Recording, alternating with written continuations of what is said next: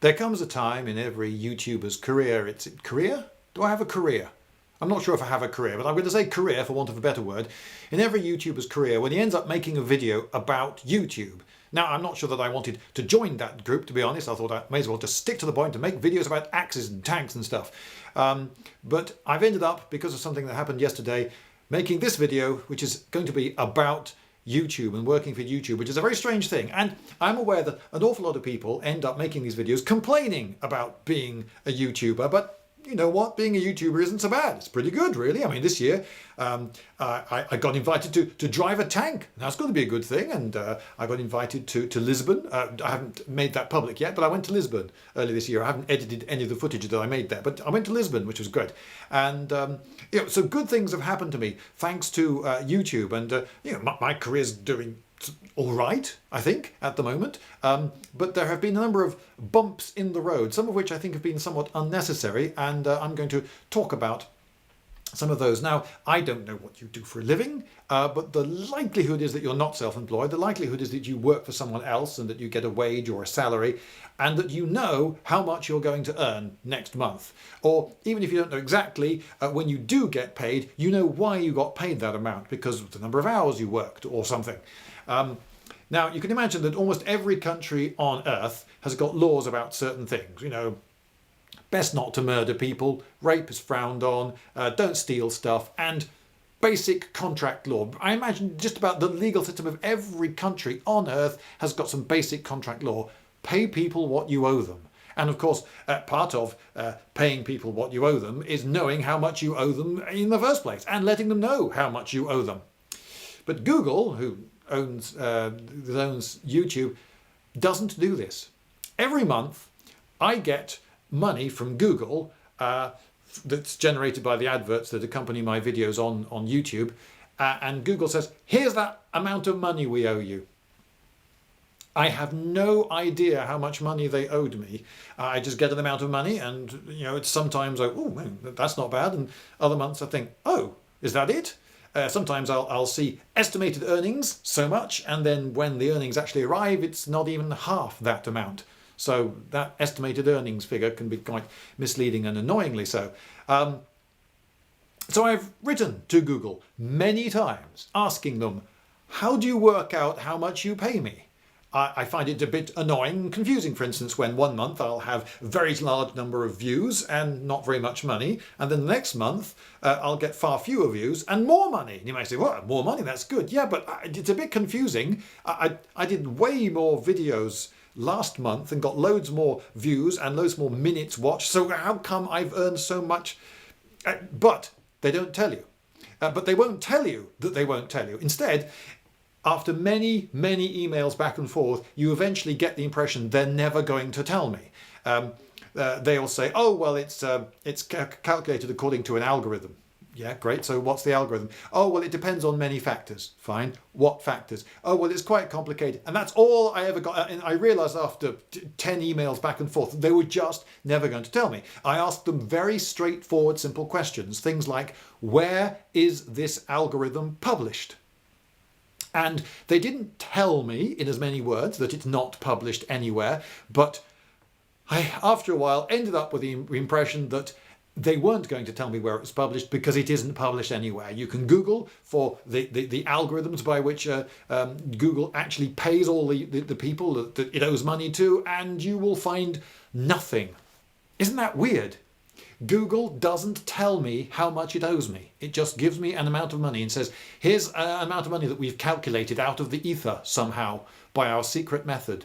Now, you know, some months the amount of money I get is quite pleasing. And I can remember the first time when the amount of revenue that my YouTube channel was generating was actually enough to pay my rent. Wow! It wasn't just a bit of pocket money, it actually was enough to pay my rent. I still didn't need to do other things in order to do stuff like eat, but wow, it was enough to pay my rent. And that was wonderful. I remember that was a definite stage reached in my YouTube career. But wouldn't you get a bit annoyed if your employer just said, here's that amount of money we owe you, and it's not what you were expecting? whether it be too much or too little, it's just not what you were expecting. And you don't know how much you're going to get next month. Now, I noticed a while ago that my advertising revenue was going down and down and down at quite a rate, even though my channel was growing. And so it was then that I was eventually persuaded, after holding out for a few years, to have a Patreon account, which I now have. I didn't want to hold out the begging bowl. It didn't sort of feel right somehow. But then I realised, if my YouTube revenue continues to go down at this rate, I won't actually be able to keep this channel running. So I sort of have to. And my patrons have been wonderfully generous, and I'm now, as you may know, having a suit of armour made thanks to their generosity. And I also get sponsors. And of course, however, I wouldn't have sponsors or patrons if it weren't for my YouTube channel. They're only interested in sponsoring me, in being my patron, because I have this established YouTube channel. So ultimately, everything depends on YouTube. And because ultimately everything depends on YouTube, I would say that YouTube is effectively my employer. Now, some people will say, no, Lloyd, you don't work for YouTube, you're self-employed. You run a YouTube channel, but they're not your employer, not technically. And I'm sure that in a court of law, YouTube's lawyers could wriggle out of the responsibilities that go with being an employer, but by simply saying we're not an employer. Just like we're not a publisher, we're not an employer either. So we're not responsible for loads of things. Well, actually, I think that effectively YouTube is my employer. YouTube holds my livelihood in its grasp. I'm entirely in its power. If it shut down my channel tomorrow, I would have no livelihood. That's it. No one would be sponsoring me anymore. No one would be patronising me anymore. Patronising anymore? That didn't quite sound right. No one would be my patron anymore. I would lose my patronage because ultimately it's all built on the foundations of YouTube. YouTube, therefore, is responsible for my livelihood, and therefore, even if I can't take them to court and prove legally that they are my employer and have the responsibilities of an employer, they surely have some of the responsibilities of an employer because they stand in the stead of an employer. They pay me. I go to work and make videos for YouTube that attract people like you to watch the videos. Then they get money from that via advertising. This is just like a job. You go to a company, the company pays you to do stuff which makes the company more money than it's paying you. That's how it works. Well, that's what's happening between me and YouTube. So I feel that I really sort of work for YouTube. So it can be pretty annoying when I have none of the rights associated with being an employee. So for instance, a couple of months ago, my entire channel, yes, my entire channel was demonetized. None of my videos was earning anything at all. Only I wasn't told this. They never sent an email to me saying, oh, by the way, we've demonetized all your videos. And I didn't notice straight away. And weeks went by, and then I remember one of the reasons that I didn't notice was that I would look at my channel and see a list of my videos, and there's a column for whether a video is monetized or not. Now, what do you think the icon is for a demonetized video? What would you make it? Well, I'll tell you. It's a $sign. That's right. A $sign is the icon for a demonetized video. Only that $sign is black. Black like all the other writing that's on the screen. So it doesn't really grab your attention, the fact that it's black, because, well, all these numbers and figures, they're all black. Why should it matter that this $sign is black? Well, I uploaded a new video and noticed that the $sign for that one was green.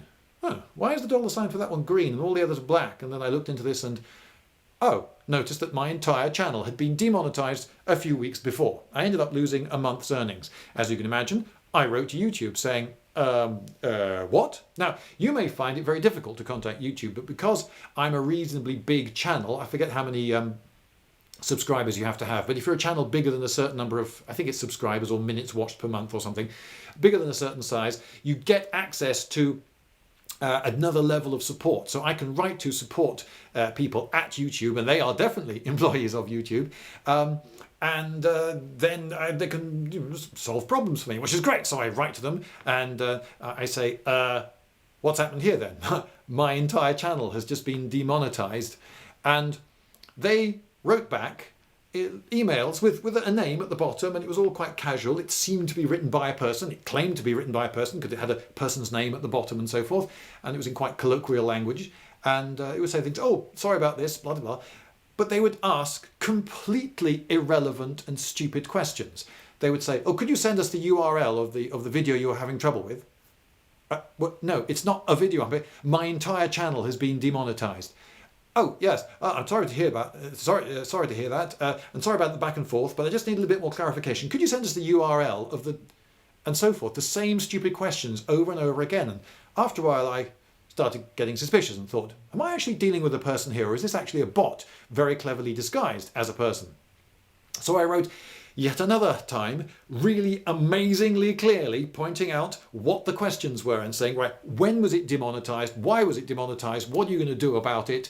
You know, really simple questions. 1, 2, 3, wouldn't get answers. And at the bottom of this one, I said, I'm beginning to get suspicious that you are actually a bot and not a person. So just to allay my fears on this issue, could you just answer this extra following question? Why would anyone choose smooth peanut butter when crunchy is available? The reply was interesting. The reply said, lol, I get the pun. Now, could you give us the URL of the fail? Okay, so I was dealing with a bot. Clearly a more advanced bot than one usually deals with on the internet. But yeah, I was dealing with a bot. Now, I think later on I did get in touch with the person and they promised a few times that they would get to the bottom of this, and I've heard nothing. So I lost a month's earnings. I have no idea why. And they've done nothing about it. And it seems that YouTube can get away with doing stuff like this.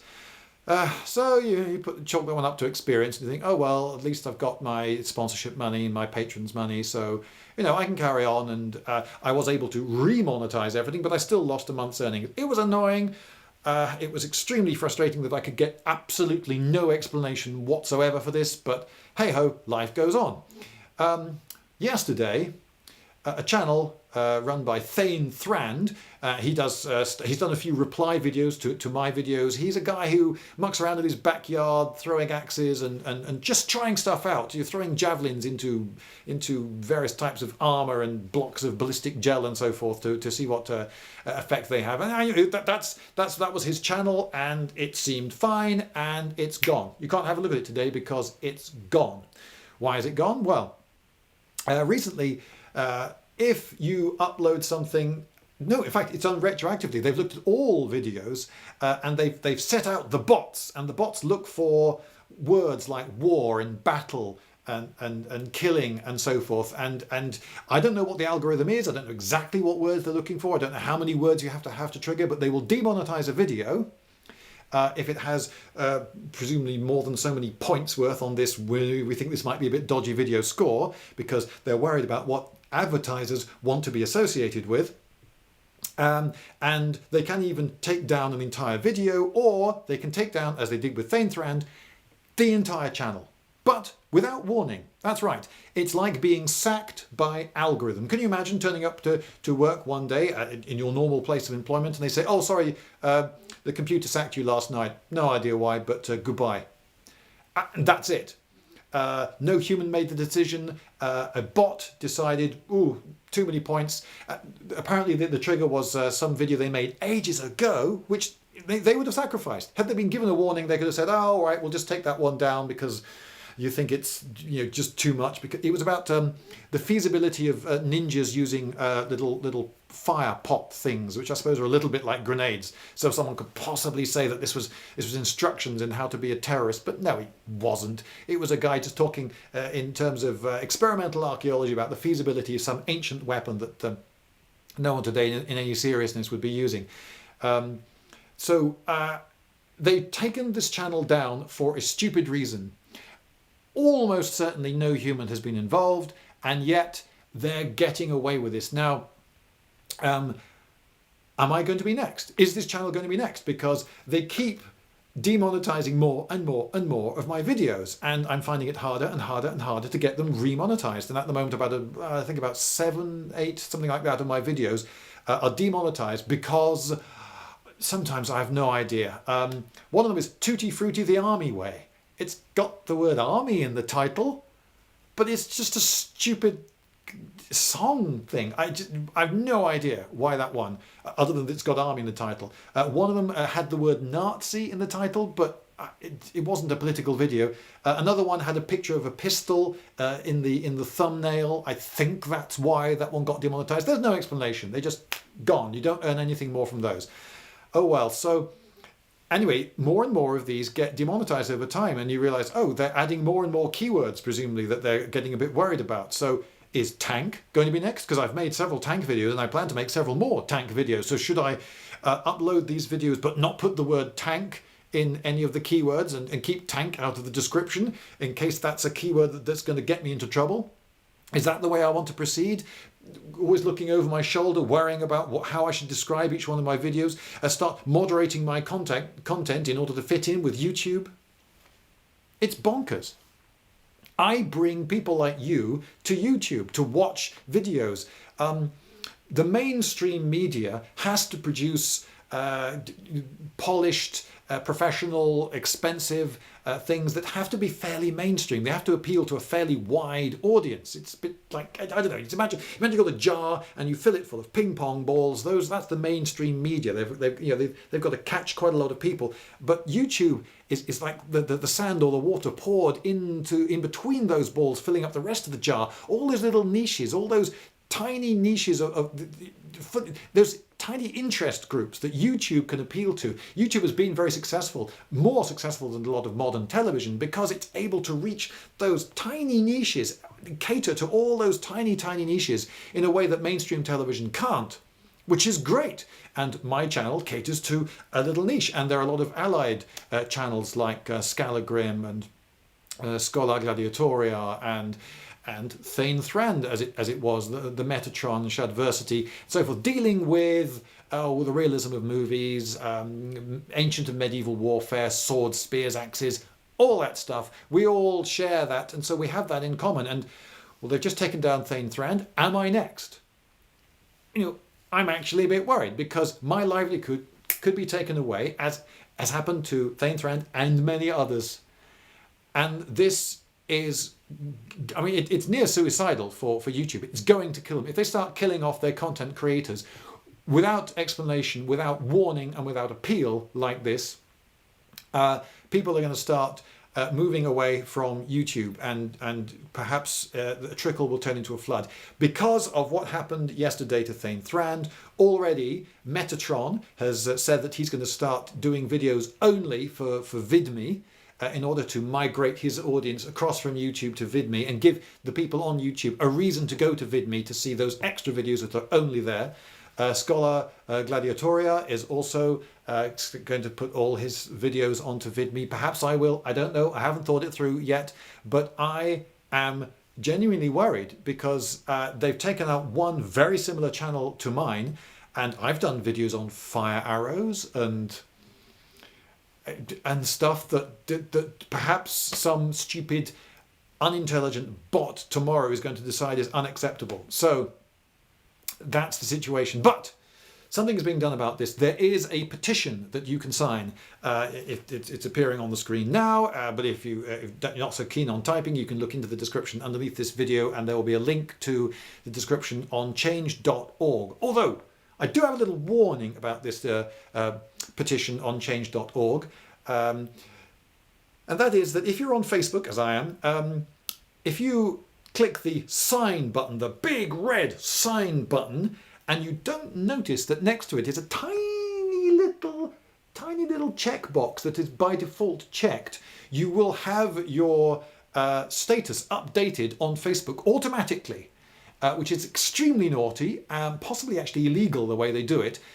Whatever you type with regard to your vote, I'm voting because I think blah, blah, blah, that then will become automatically your status update in Facebook without your asking. So be careful what you type, because if you type some swear words in there, all your friends will see the swear words.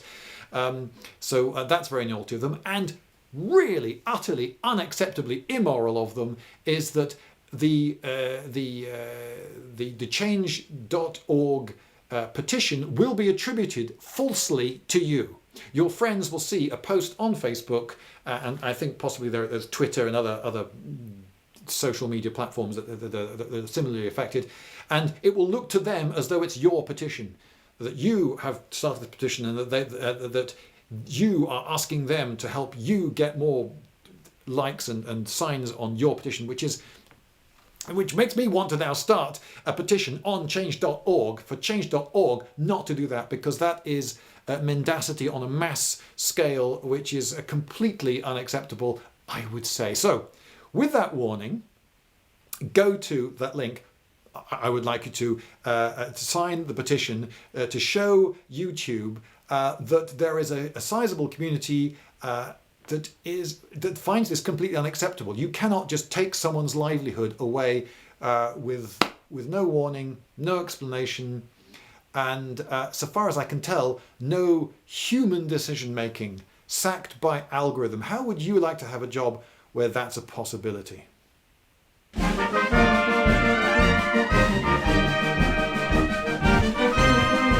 Lindybeige!